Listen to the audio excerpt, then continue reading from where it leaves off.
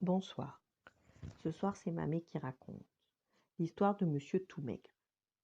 Monsieur Tout-Maigre était extraordinairement maigre.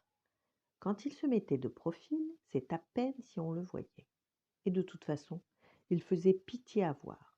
Pour ajouter à son malheur, Monsieur Tout-Maigre habitait en Normandie.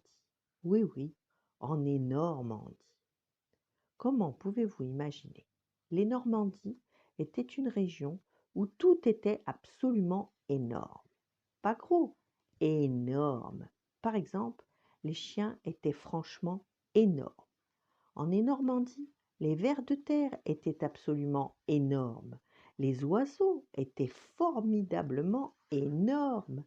Et si vous aviez vu les éléphants, ils étaient énormes. Au milieu de toutes ces énormes créatures, il y avait la maison la plus étroite du monde, la maison de Monsieur Tout-Maigre. Pauvre Monsieur Tout-Maigre! Ça ne lui plaisait pas du tout d'être aussi différent des autres, mais il n'y pouvait rien. Vous comprenez, il avait un tout petit appétit. Vous savez ce qu'il mangeait le matin? La moitié de la moitié d'une biscotte. Et à midi, une seule frite. Et au goûter, rien du tout. Et le soir, une saucisse miniature. Après ça, il se sentait tellement lourd qu'il devait se coucher. Se coucher dans son lit étroit, dans sa chambre étroite, dans sa maison étroite, qui se trouvait pourtant en Normandie. Comme j'aimerais avoir un peu plus d'appétit, se dit-il un soir. Je crois que je ferais mieux d'aller voir un médecin. Et il s'endormit. Le lendemain matin, Monsieur Tout-Maigre s'en alla chez le docteur Dodu. Il faisait très beau, un énorme soleil illuminait des arbres énormes et des énormes fleurs. Monsieur Tout-Maigre sonna à la porte du docteur Dodu. « Entrez, entrez, dit la voix essoufflée du docteur Dodu. Asseyez-vous, je vous en prie. » Le docteur Dodu posa ses coudes sur son bureau, croisa ses doigts grassouillets et demanda « Alors, qu'est-ce qui ne va pas ?»« Ben, c'est mon appétit, expliqua Monsieur Tout-Maigre. J'aimerais pouvoir manger un peu plus pour grossir. » Le docteur Dodu le regarda par-dessus ses lunettes. « Ah, c'est vrai que vous êtes, plutôt maigre. Eh bien, nous allons commencer le traitement tout de suite. » Il se frotta les mains et répéta « tout de suite ». Le docteur Dodu ouvrit un tiroir de son bureau et en sortit un énorme gâteau au chocolat. Il le posa devant lui. Il ouvrit un autre tiroir de son bureau et en sortit 15 choux à la crème. Et il les posa devant lui.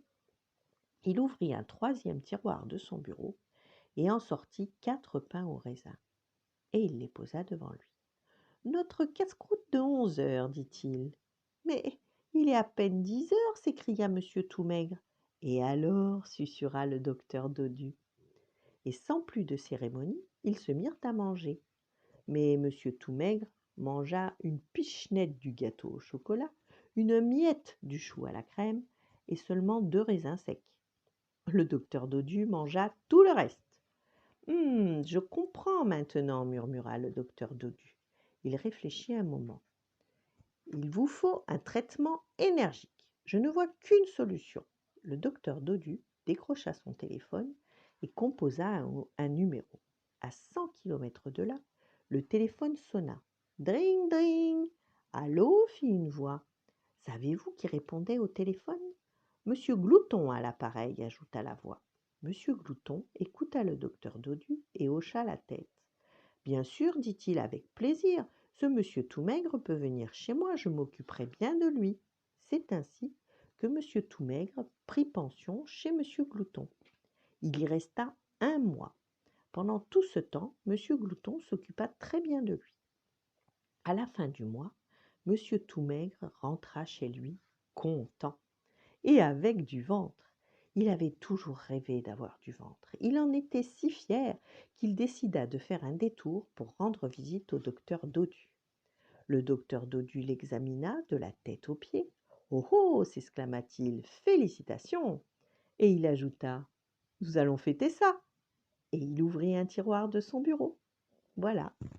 Bonne nuit, faites de beaux rêves et à demain.